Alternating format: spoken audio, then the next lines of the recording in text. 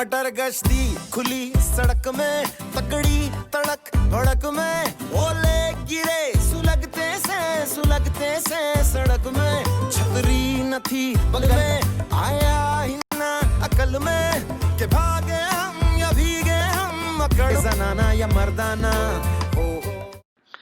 राकापोशी का शुमार दुनिया की 27वीं और पाकिस्तान की 12वीं बुलंद तरीन चोटियों में होता है।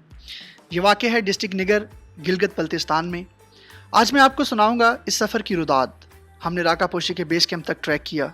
हम थे 8 दोस्त और मंजिल थी राकापोशी। तो बात शुरू होती है वादी निगर के गांव मीनापिन में वाक़या दिरान रेस्ट हाउस से। हम इस वक्त मौजूद हैं जी मीनापिन, एक गांव है गिलगित से वापसी पर, और यहाँ हमने रात स्टे किया। एक रेस्ट हाउस है, बहुत खूबसूरत व्यू है इर्द गिर्द। यहाँ से हम लोग ट्रैकिंग शुरू करेंगे अपने कंधों पर गधों की तरह सामान लाद कर, और जाएंगे राकापोशी बेस कैंप। वो कोई तकरीबन 4-5 घंटे की ट्रैकिंग है, और वहाँ पर हम एक रात रुकेंगे। और राकापोशी अगर यहाँ से नज़र आ जाए, वो जो वाइट सा ऊपर टॉप नज़र आ रहा है, वो है जी राकापोशी। तो बाकी की मालूमात जो है हम जब आगे पहुँचेंगे तब देंगे। Thank you.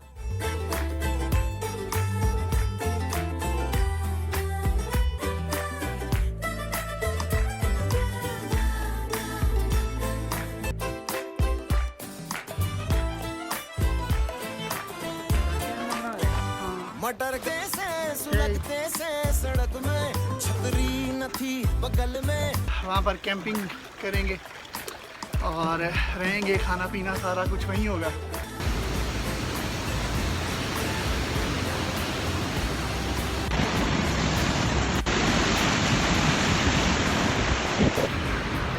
Oh my God, it's beautiful, but it's tough.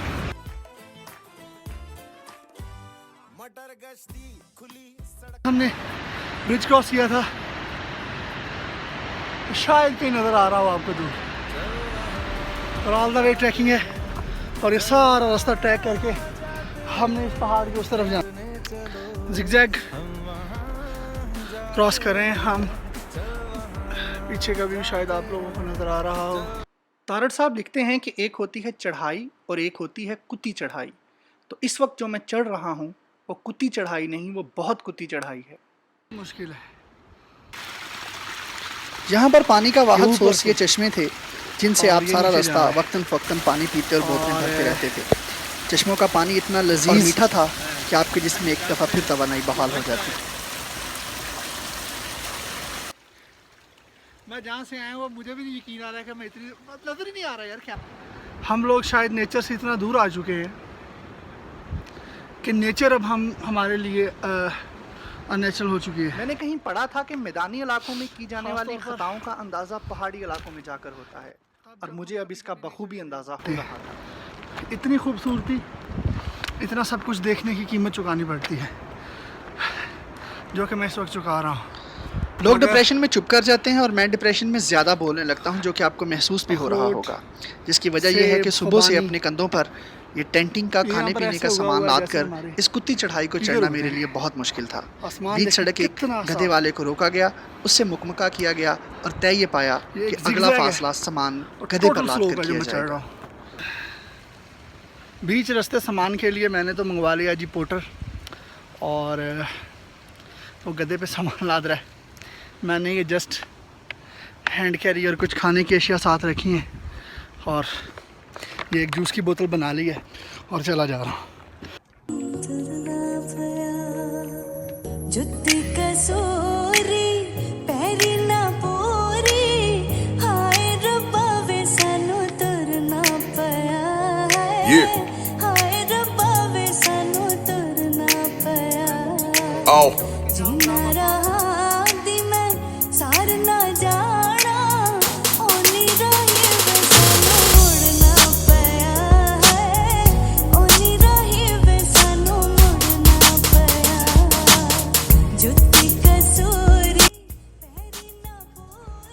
ये जो एक पहाड़ था, ऑलमोस्ट हम उसकी पीक पर पहुंच चुके हैं, और यहाँ पर आगे पता चला कि अब हम अगले पहाड़ की तरफ बढ़ेंगे। एक और पहाड़ का सामना था मुनीर मुझको, मैं एक पहाड़ के पार उतरा तो मैंने देखा। ये उधर से हम चले हैं, शायद आपको हमारा स्टार्टिंग पॉइंट नज़र आ रहा हो। मेरे इस तरफ बर्फ़ से ढके हुए पहाड़ हैं। इधर एक बड़ी ही खूबसूरत एक नदी कह लें आप इसको, वो बह रही है और इतना साफ़ पानी है कि अभी हमने पिया। एक तो मैं चल बहुत सुस्त रहा था, दूसरा रास्ते में ये वीडियोस बना रहा था, और तीसरा मेरे दोस्तों को मेरे हुजम और मेरी शक्ल से बिल्कुल यकीन नहीं था कि मैं कभी राकापोशी बेस कैंप तक पहुंच पाऊंगा। तो एक बदमज़गी ये हुई कि हम लोग थोड़ा चलते थे, फिर रुकते थे, फिर चलते थे। तो एक जगह पर मैं रुका हुआ था और मेरे दोस्त भी रुके हुए थे, वो चल पड़े, मैं रुका रहा और इस तरह से फासला बढ़ गया। अब उनको ये गलत फहमी हुई कि मैं शायद अपनी थकन की वजह से वापस लौट गया हूँ और वो लोग मज़ीद चलते रहे। वो तो खुदा का शुक्र है कि मेरे साथ एक गाइड मौजूद था, अदरवाइज़ मेरे लिए शायद सफ़र करना भी मुमकिन ना होता। तो बाकी सफ़र मैंने आलमोस्ट अकेले किया। वैसे तो यहाँ दिल दहला देने के लिए और भी बहुत कुछ था, मगर लैंडस्लाइडिंग का मंजर देख के मैं सचमुच खौफज़दा हो गया, और जहाँ पर हम चल रहे थे वहाँ पर भी लैंडस्लाइडिंग का उतना ही खदशा था। ये देखिए माशाल्लाह खुदरा अंगूर। राकापोशी का मतलब है बर्फ़ से ढकी हुई। इसका एक मुकामी ज़ुबान में भी नाम है दुमानी, जिसका मतलब है बादलों की माँ।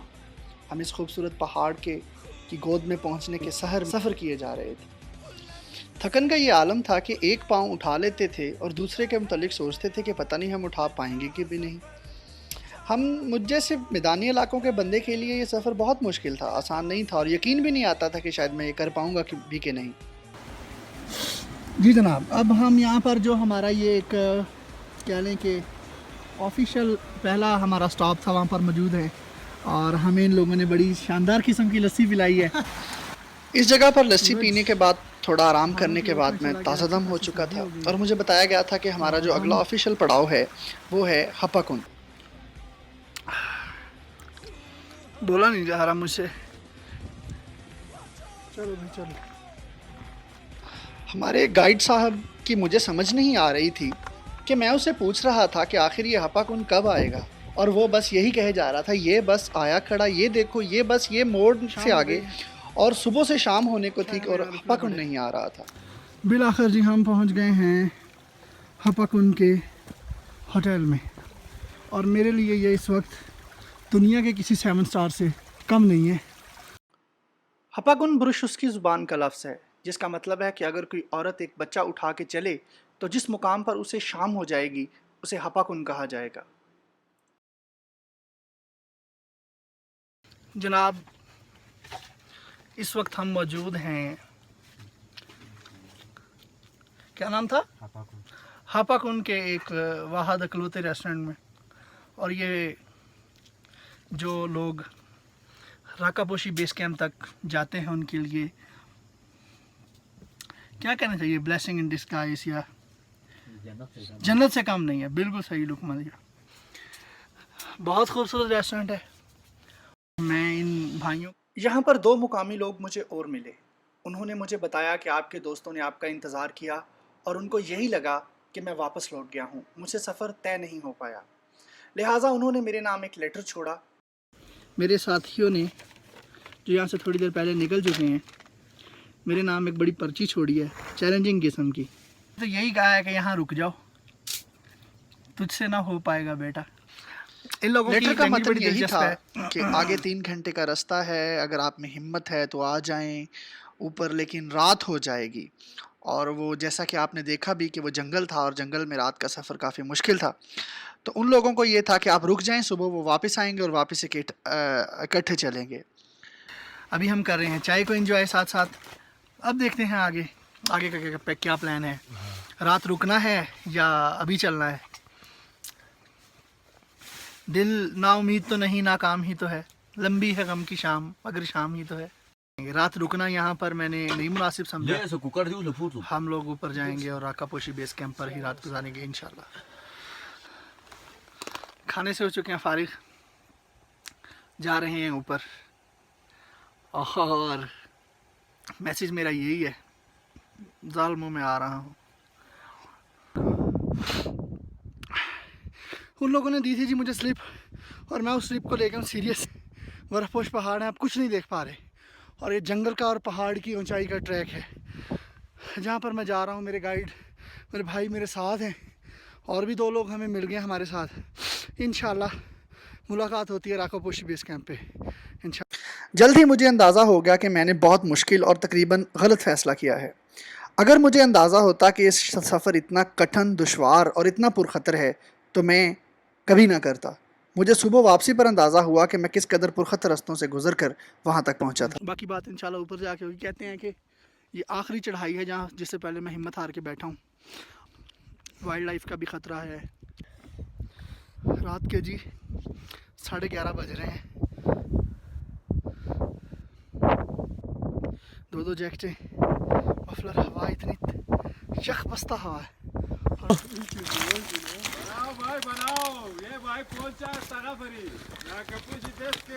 अभी शर्जील भाई राकापोशी बेस कैंप के निहायत ही करीब है। रात के 12 बजे इन भाइयों के साथ बेस कैंप पहुंचा हूँ। चीखें मारने को दिल कर रहा है, पर मैं थका ही इतना हूँ कि मेरी चीखें निकल नहीं सकती। मुझे यहाँ पर ट्रैकिंग करते 13-14 घंटे से ज़्यादा हो गया। 12 घंटे पूरे चले। अस्सलाम वालेकुम रहमतुल्लाह। भाई कैसे? अल्लाह का शुक्र। कैसे हो आप? हिम्मत मानते हो? सच में यार, अल्लाह बिल्कुल भाई, आप जैसा बंदा मैंने कभी भी नहीं देखा। रात 12 बज गया है। ये भी बनाओ यार। ये देखो यार, इसका स्टिक देखो, इसका स्टिक का ये हशर हुआ है, तो बंदे का क्या हो सकता है? ये बात आप अंदाजा कर सकते हैं। अस्सलाम वालेकुम भाई। अस्सलाम वालेकुम। ख़वातीनो हज़रात, फाइनली राकापोशी बेस कैंप के रेस्टोरेंट में पहुंच गया अल्हम्दुलिल्लाह। ये है जी मेरा डिनर, और ग्लेशियर का यख पानी, अचार, सलाद। ये भाई लोग, मेरे सामने राकापोशी पहाड़ था और सर पर 14वीं रात का चांद था। ना मेरा कैमरा इतना पावरफुल था कि मैं मनाज़र को अक्स बंद कर सकता, और ना वहाँ पर रोशनी का कोई मुनासिब इंतज़ाम था। उधर किस कदर खूबसूरती थी और क्या एहसासात थे, उनको सिर्फ महसूस ही किया जा सकता है, ना बयान किया जा सकता है, और ना ही शायद देखा या दिखाया जा सकता है। थकन बहुत थी, लिहाजा मैं अपने टेंट में चला गया और जल्द ही सो गया। अब सुबह के क्या मनाज़र और क्या हालात थे वो सुबह उठकर ही मालूम होंगे। वो रात एक पुरसरार सी रात थी कि आप अपने घर से सैकड़ों मील दूर हैं, पहाड़ों की आगोश में हज़ारों फुट की बुलंदी पर, किसी मोबाइल फ़ोन, किसी राब्ते से दूर पहाड़ों की आगोश में लेटे हुए हैं। ऐसी ही सोचों को सोचते सोचते हम सो गए और न जाने कब सुबह हो गई। इस टेंट में हमने रात गुजारी। ये इस टेंट के अंदरूनी मनाज़र हैं जहाँ पर हम रात सोए। सुबह उठे तो पिछले दिन की थकन और भी बढ़ चुकी थी, जो अब मेरे चेहरे और मेरे लहजे से शायद आपको यहाँ होती नज़र आए। वहाँ पर उठने के बाद सबसे पहला दीदार अपने हमदम देरीना सूफ़ी अदील का किया, और उसके बाद वीडियो मैसेज रिकॉर्ड किया, और आप देख सकते हैं कि वहाँ पर क्या हालत हो रही होगी।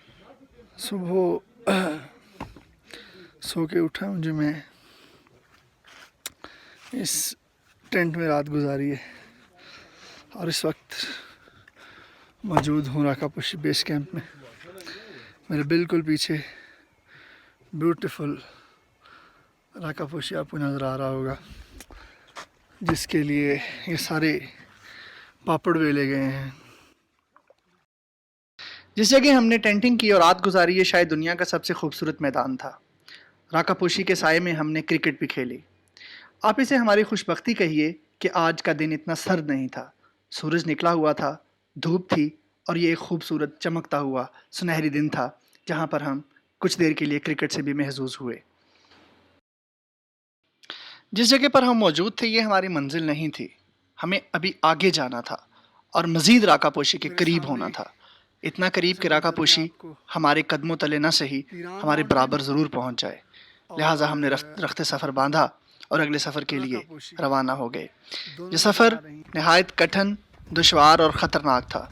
हमारे एक तरफ ग्लेशियर्स थे, दरमियान में नीचे गहरी खाई थी, हमारे कंधों पर हमारा सामान था, और हम अपनी ट्रैकिंग स्टिक की मदद से चले जा रहे थे।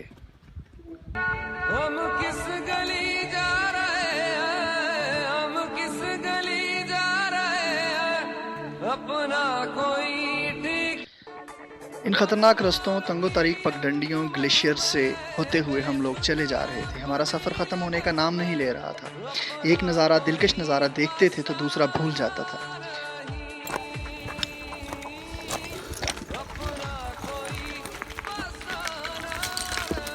ना करो यार, क्या कर रहे हो?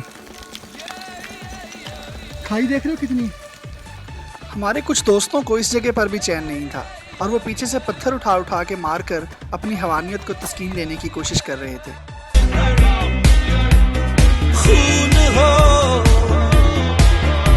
बुलंद से बुलंद तर रहे ख्याल का सफर, यहाँ तो आ गए हैं हम, ये फासले भी होंगे कम। वो जोश हो, जुनून हो, खून हो। इन्हीं रास्तों पर चलते हुए जैसे ही हमने अचानक एक पहाड़ की ओर से सर उठाया तो हमारी आंखों के सामने राकापोशी का टॉप था। ये तस्वीर मेरे अपने कैमरे की हैं। चंद लम्हों के लिए तो मेरी नज़रें खीरा हो गईं और मैं शशदर रह गया कि इतनी खूबसूरती, और हमें खुद पर यकीन भी नहीं आ रहा था कि हम ही वो लोग हैं जो नीचे से मैदानी इलाकों से सफ़र करते हुए इस पहाड़ तक पहुँचे हैं। इस बुलंदी पर ना तो मुझे तस्वीर का इतना होश रहा और ना ही वहाँ पर तस्वीर बनाने की हिम्मत हो रही थी। बुलंदी की वजह से ऑक्सीजन लेवल बहुत कम था, सांस लेना मुश्किल हो रहा था, इसलिए हम कोई बहुत ज़्यादा देर वहाँ रुके नहीं। सूरज की तपिश भी थी, सर्दी और यखबस्ता हवा भी थी, मगर उस वक़्त के एहसासात कुछ यूँ थे। यूँ मालूम हो रहा था कि हम दुनिया की छत पर चहलकदमी कर रहे हैं और सारी दुनिया हमारे पाँव तले है। ओ शीला रंगीला,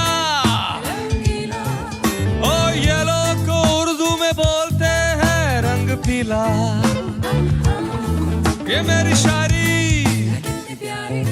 ये मेरा फैशन,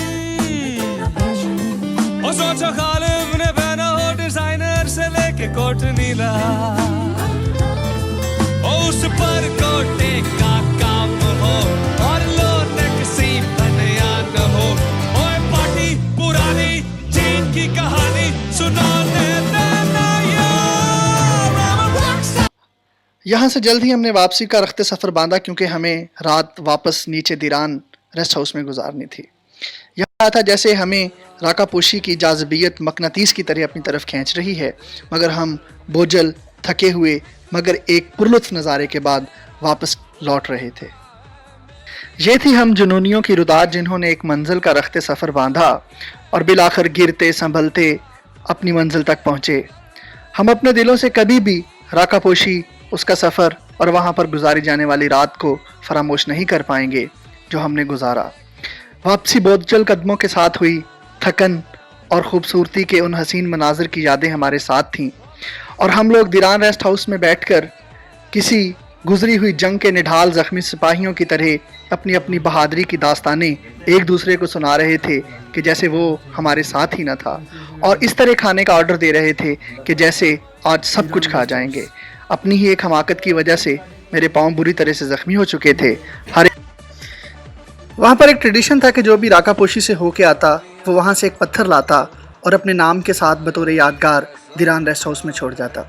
मैं बहुत खुश था क्योंकि अब वहाँ पर मेरे नाम का भी एक पत्थर मौजूद था। उस रात हम दिरान रेस्ट हाउस के निस्बतन आरामदेह कमरों में निढाल होकर सो गए। हमें सुबह जल्दी उठना था क्योंकि ये सफ़र का इख्तिताम नहीं था, हमारा सफ़र अभी बाकी था। हमने सुबह जल्दी वादी हुंजा, अताबाद झील और खुंजराब के लिए निकलना था। दिलों में तुम अपनी बेताबियां लेके चल रहे हो तो जिंदा हो तुम, नजर में ख्वाबों की बिजलियां लेके चल रहे हो तो जिंदा हो तुम, हवा के झोंकों के जैसे आजाद रहना सीखो, तुम एक दरिया के जैसे लहरों में बहना सीखो, हर एक लम्हे से तुम मिलो, खोले अपनी बाहें, हर एक पल एक नया समा देखिए निगाहें, जो अपनी आंखों में हैरानियां लेके चल रहे हो तो जिंदा हो तुम, दिलों में तुम अपनी बेताबियां लेके चल रहे हो तो जिंदा हो।